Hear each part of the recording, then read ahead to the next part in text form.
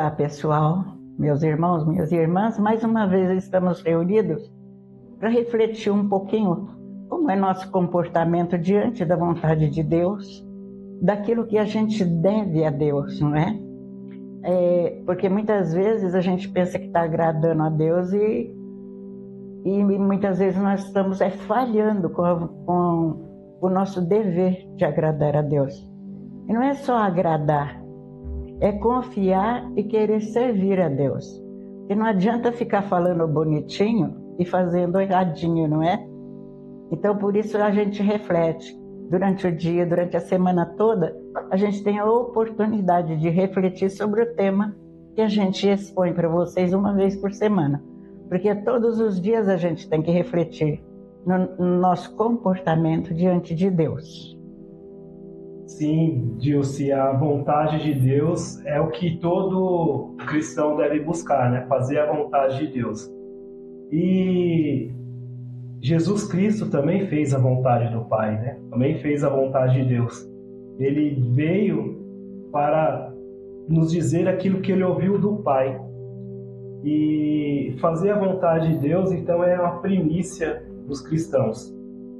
Tem uma leitura em Romanos, capítulo 12, versículo 1 ao 2, que é bem simples, assim, acho que todos já ouviram, que diz assim: exorto-vos, pois, irmãos, pelas misericórdias de Deus, a que apresenteis os vossos corpos como sacrifício vivo, santo e agradável a Deus. Este é o vosso culto espiritual. E não vos conformeis com este mundo, mas transformai-vos pela renovação da vossa mente, para que possais discernir qual é a vontade de Deus, o que é bom, agradável e perfeito. Então, essa leitura, Paulo vem falar lá à comunidade de Roma para se manter firme e fazer a vontade de Deus. Porque, né, Dilce, falando de mundo aqui, e existem muitas propostas, né? A gente deve ter bem firme na nossa mente qual que é a nossa proposta, qual que é a nossa meta, aquilo que a gente busca. E até mesmo gostaria que a senhora falasse um pouquinho disso, do mundo, o que ele nos oferece e como a gente pode vencer o mundo assim como Cristo venceu. Não é fácil, não, porque existe, assim, na sociedade, um objetivo, que todo mundo lute para ficar rico, todo mundo lute para ter sucesso, todo mundo... Então, não é bem isso. Quando uma pessoa, vamos dizer, um pai, uma mãe, educa os filhos, eles têm que mostrar desde o princípio que o que nós temos que buscar é aquilo que Deus deseja para nós.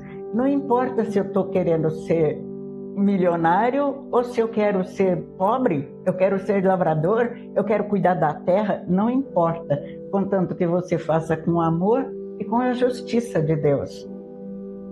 Não é negando ao ser humano o direito de ser rico, de jeito nenhum. Muitas vezes, quando a pessoa se torna adulta, e ela teve os coleguinhas dela, uns tiveram sucesso, se promoveram na vida, conseguiram tanta coisa, e aquele outro lá não conseguiu fazer foi nada, ele não conseguiu nada. Então ele fala assim: eu não tive sorte. Teve sim, porque Deus cria todos do mesmo jeitinho, com inteligência, com amor. Só que aquele que venceu, ele lutou para vencer. Enquanto que aquele que não venceu, se acomodou. Tá frio hoje, acho que não vou na escola. Eu já aprendi a ler e escrever, tá bom demais. A gente já não passa tanta vergonha. Enquanto que o outro está dando tudo de si para ser alguém, para ter alguém, para poder ter um salário melhor e tudo mais. Então nós não podemos nos acomodar na vida e colocar a culpa no mundo, que não ofereceu nada, no diabo que me tentou. Não posso colocar a culpa. E muito menos em Deus, achar que Deus não me ajudou. A gente tem que ser coerente e sincero. Eu fui descuidado comigo mesmo e não soube me orientar pelo desejo de Deus. Porque Deus quer só o bem para os seus filhos. Deus não é contra o sucesso dos filhos. Muito pelo contrário, Ele se alegra com aquele que soube usar a inteligência, soube usar a vontade e a presença de Deus na vida dele para que ele fosse justo e fiel. Então, porque quando você tem assim um sucesso e sabe que seu sucesso foi justo e fiel na vontade de Deus, você é muito mais feliz. Porque quando você caminha com Deus do seu lado, você é feliz. É verdade, Dilce. Não desperdiçar os dons, né?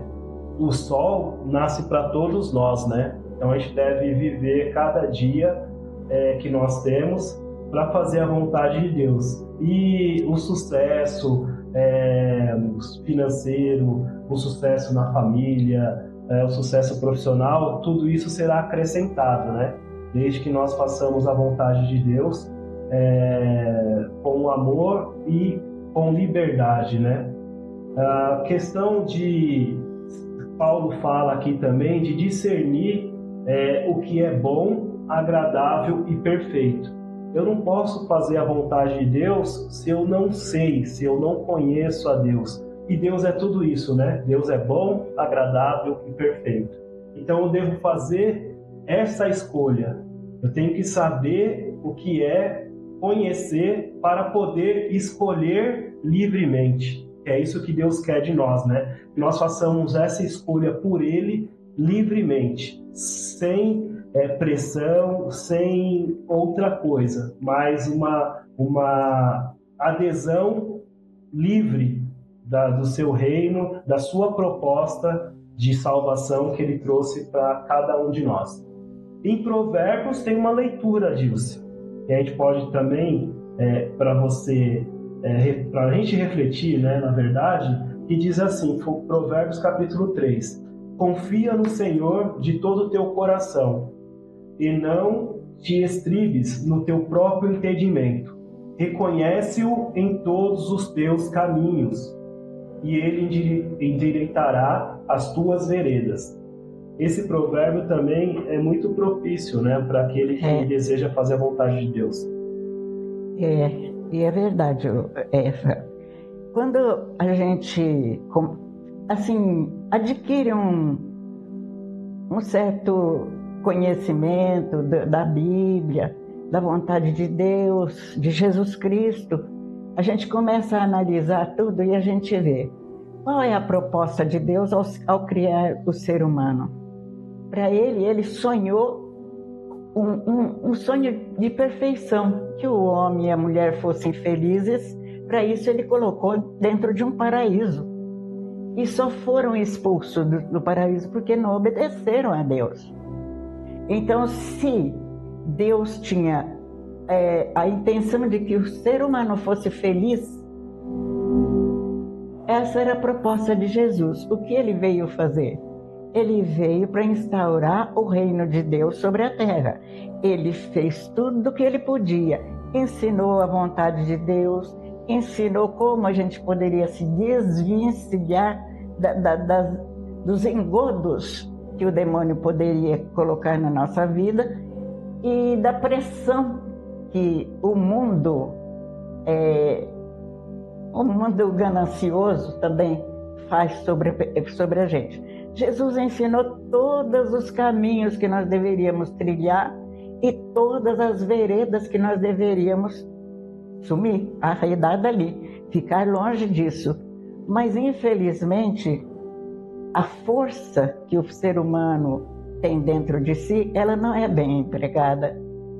Muitas vezes nós fraquejamos diante de certas situações. E às vezes a gente põe a culpa em alguém. E esse alguém tem que ser o mundo, o diabo ou Deus. Sempre nós achamos alguém que seja o culpado. E o culpado mesmo somos nós mesmos, que não temos a vontade assim, uma vontade forte, como a vontade de Jesus, diante da cruz. Ele não falou para o Pai: Pai, afasta de mim esse cálice, mas que não seja feita a minha vontade, mas a sua. Olha só a força desse homem. E lá na cruz: Pai, em sua mão entrego o meu espírito. Olha, outra força fora de série. E depois: Pai, perdoa-os, porque eles não sabem o que fazem. Reconheceu que nós somos fracos. Na hora que ele estava entregando a humanidade dele na cruz, ele reconheceu que não era fácil mesmo ser humano e enfrentar a pressão que nós enfrentamos nesse mundo.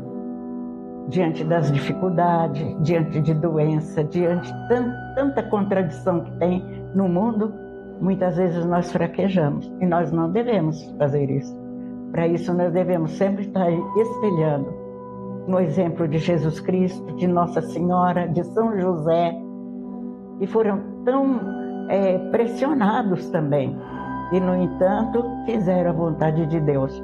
Não, às vezes, lendo a história, a gente fala: é fácil fazer a vontade de Deus, porque foi o outro que fez. Mas na hora que é para você fazer, você vê que não é difícil. Como é difícil. E nós precisamos ter uma fé muito grande e um amor por Deus muito maior, para que a gente tenha essa força de saber resistir nos momentos de dificuldade. Isso mesmo, Dilce. Aqui em Provérbios fala em confiar, né?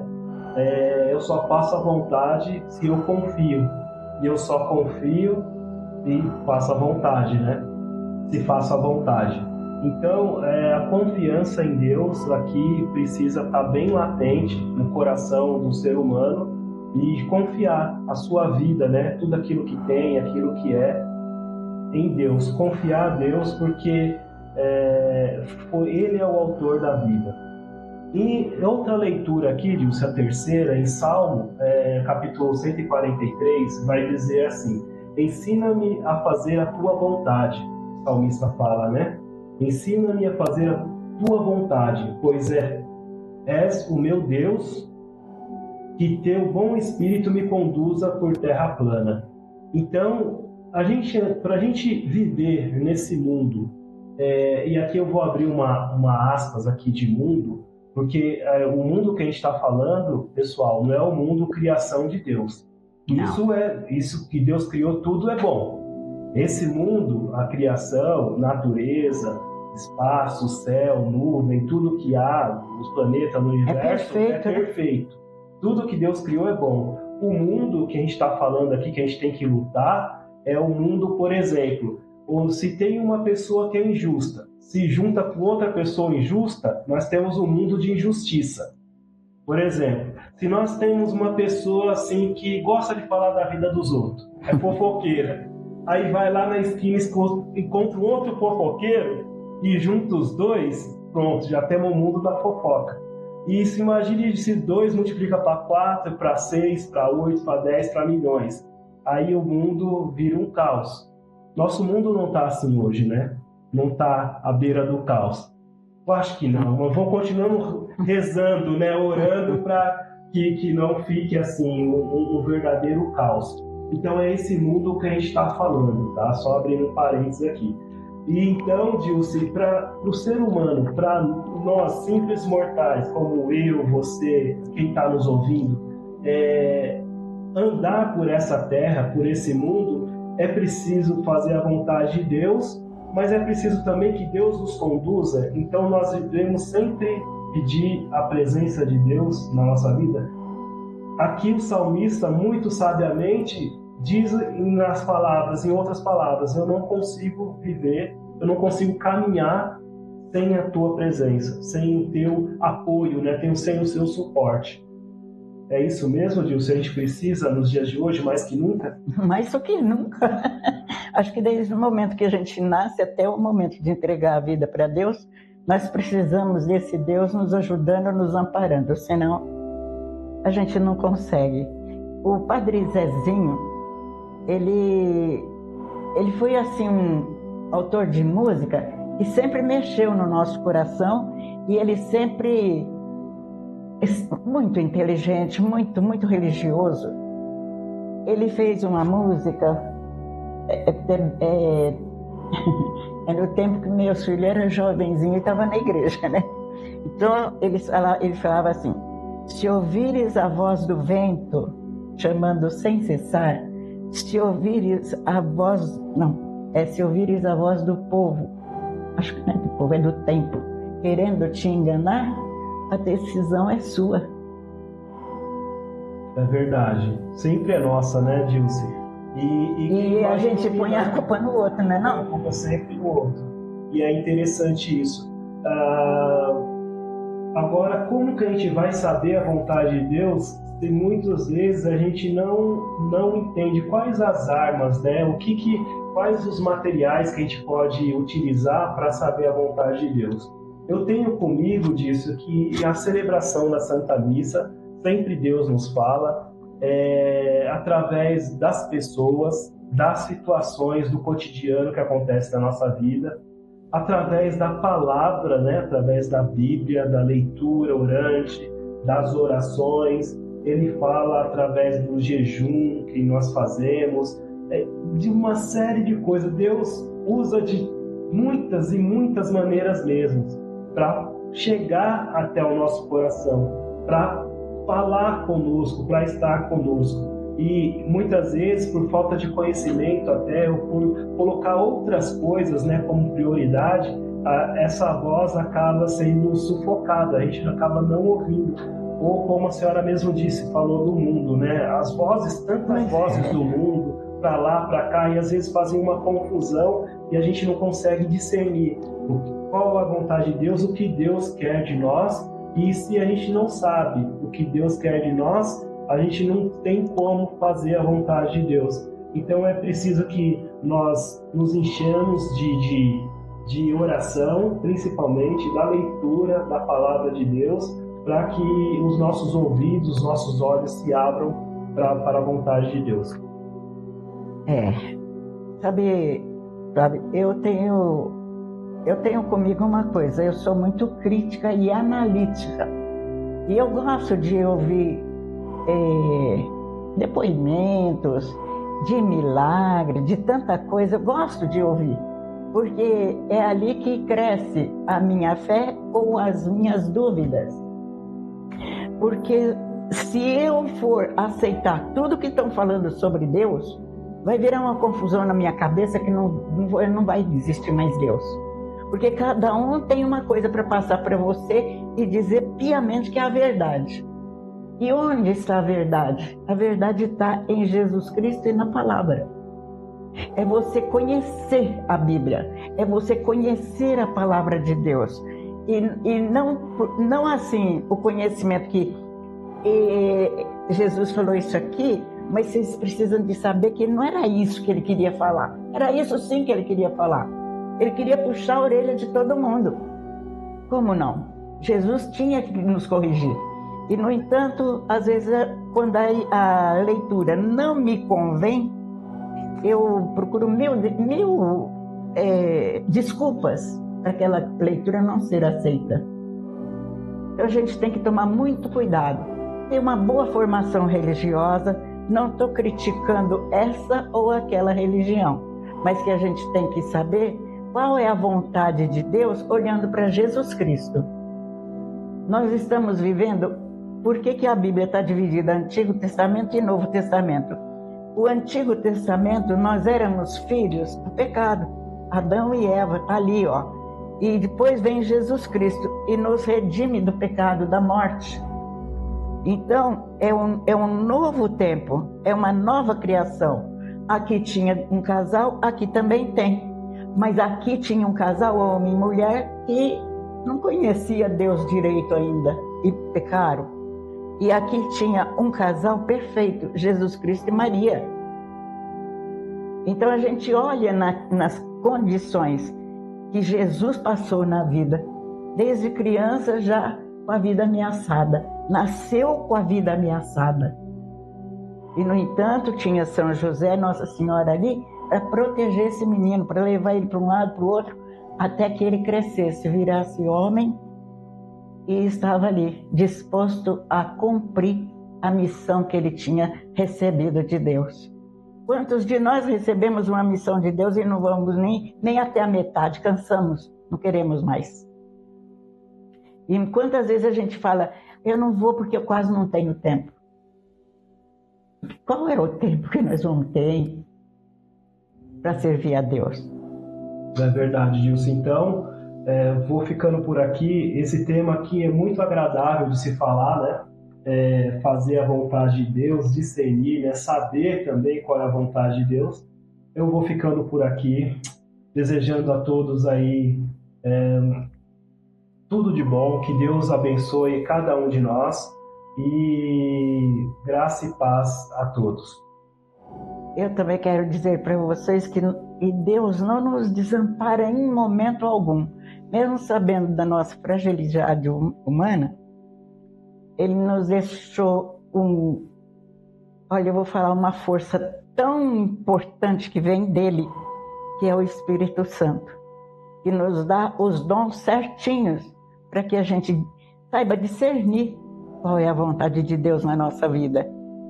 E Jesus, com seu ensinamento, com suas parábolas, historinhas simples que mexem no nosso coração, também forma nosso caráter religioso. Então, nós não estamos desamparados, não estamos jogados no mundo só nas mãos do demônio ou da ingratidão do ser humano em relação a Deus.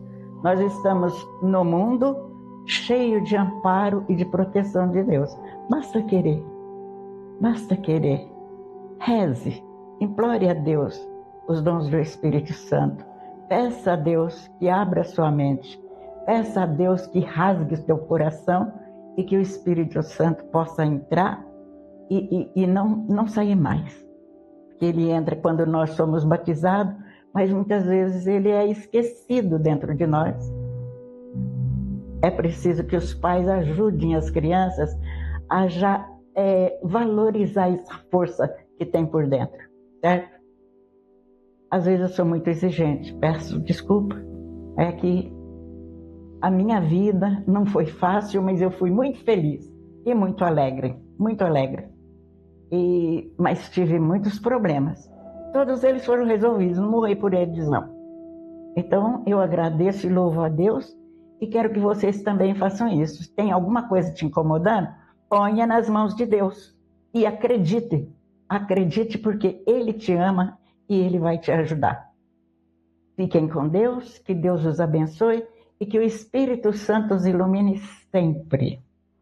Tchau.